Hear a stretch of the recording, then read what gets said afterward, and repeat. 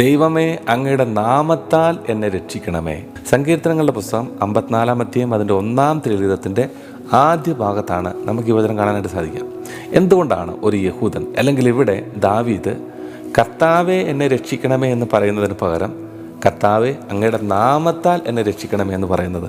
ഇവിടെ കർത്താവിൻ്റെ നാമത്താൽ രക്ഷിക്കണമേ എന്ന് പറയുമ്പോൾ കർത്താവിൻ്റെ നാമത്തിൻ്റെ പരിശുദ്ധിയെക്കുറിച്ച് മാത്രമല്ല പറയുന്നത്, കർത്താവിൻ്റെ ശക്തിയെക്കുറിച്ചും കൂടിയാണ് ഇവിടെ പറയുന്നത്. കർത്താവ് അതിശക്തനാണെന്നും കർത്താവിനേക്കാൾ വലിയ ശക്തി ഈ ലോകത്തിൽ മറ്റാർക്കും ഇല്ല എന്നും ഒരു യഹൂദൻ എടുത്തു പറയുകയും അതിൽ വിശ്വസിക്കുകയും അതിലൂടെയാണ് ആ യഹൂദൻ കർത്താവിനാൽ രക്ഷ പ്രാപിക്കുന്നത്, അല്ലെങ്കിൽ ശത്രുക്കളിൽ നിന്ന് രക്ഷ നേടുന്നത്. വിശുദ്ധ ബൈബിളിലെ പുരാതന കാലഘട്ടത്തിൽ ഒരു രാജാവിൻ്റെ പേരെടുത്ത് പറഞ്ഞ് ആ രാജാവിനെ പ്രകീർത്തിക്കുകയോ പ്രഘോഷിക്കുകയാണെങ്കിൽ അതിനർത്ഥം ആ രാജാവ് ശക്തനും ധീരനുമാണെന്നാണ്.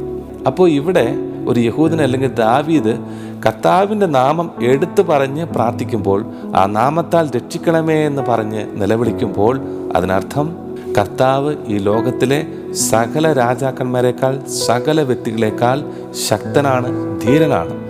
ഇങ്ങനെ പറയുക, അവിടെയാണ് ഒരു യഹൂദൻ ശത്രുക്കളിൽ നിന്ന് രക്ഷ പ്രാപിക്കുന്നത്. അതുകൊണ്ട് കർത്താവിൻ്റെ നാമത്തെ വിളിച്ച് പ്രാർത്ഥിക്കുമ്പോൾ അല്ലെങ്കിൽ കർത്താവിൻ്റെ നാമം പ്രഘോഷിക്കപ്പെടുമ്പോൾ ഒരു വ്യക്തി കർത്താവിൻ്റെ ശക്തിയെ പ്രകീർത്തിക്കുകയാണ്.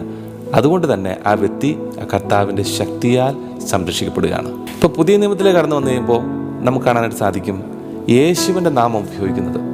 ദൈവം ഈ ഭൂമിയിൽ അവതരിച്ചപ്പോൾ ദൈവത്തിന് കൊടുത്ത നാമം, ദൈവത്തിന് കൊടുത്ത പേര് യേശു എന്നാണ്.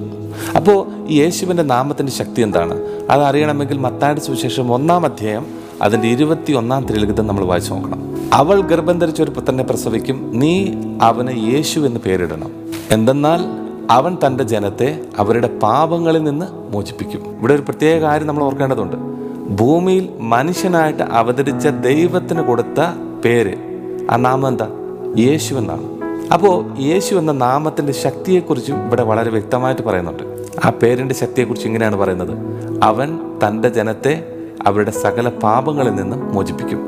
അപ്പോൾ യേശു എന്ന നാമത്തിന്, യേശു എന്ന പേരിന് ഇവിടെ കൊടുക്കുന്ന ഏറ്റവും പ്രധാനപ്പെട്ട അധികാരം അല്ലെ അതിൻ്റെ ശക്തി എന്താണെന്ന് വെച്ച് കഴിഞ്ഞാൽ പാപങ്ങൾ മോചിക്കാനുള്ള ശക്തി എന്നാണ്.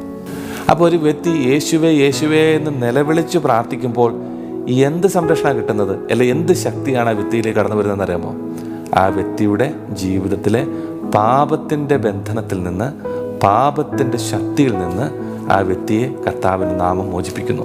രോഗങ്ങളിൽ നിന്നുള്ള വിടുതലോ രോഗങ്ങളിൽ നിന്നുള്ള സൗഖ്യമോ അല്ലെങ്കിൽ മറ്റു ഭൗതിക മേഖലകളിൽ ഒത്തിരി അനുഗ്രഹങ്ങളോ അല്ല ആത്യന്തികമായിട്ട് ഇവിടെ കിട്ടുന്നത്. അത് പിന്നീടാണ് കിട്ടുന്നത്. ഒരു വ്യക്തി യേശുവിനെ വിളിച്ച് പ്രാർത്ഥിക്കുമ്പോൾ ആ വ്യക്തിക്ക് കിട്ടുന്ന ഏറ്റവും അത്യന്തികമായിട്ടുള്ള അനുഗ്രഹം എന്താണെന്ന് വെച്ച് കഴിഞ്ഞാൽ പാപത്തിൽ നിന്നുള്ള വിടുതലാണ്, തിന്മയുടെ ശക്തികളിൽ നിന്നുള്ള വിടുതലാണ്.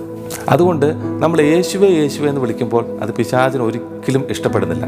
പിശാച് പേടിച്ച് വിറങ്ങലിക്കുന്ന ഒരു നാമമാണ് യേശുവിൻ്റെ നാമം. എവിടേക്കാണ് യേശുവിൻ്റെ നാമം പ്രഘോഷിക്കപ്പെടുന്നത്, എവിടേക്കാണ് യേശുവിൻ്റെ നാമത്തെ നിലവിളിച്ച് പ്രാർത്ഥിക്കുന്നത്, അങ്ങനെയുള്ള വ്യക്തികളിൽ നിന്നും അങ്ങനെയുള്ള ഭവനങ്ങളിൽ നിന്നും തിന്മയുടെ സ്വാധീനം ഇല്ലാതായിക്കൊണ്ടിരിക്കും.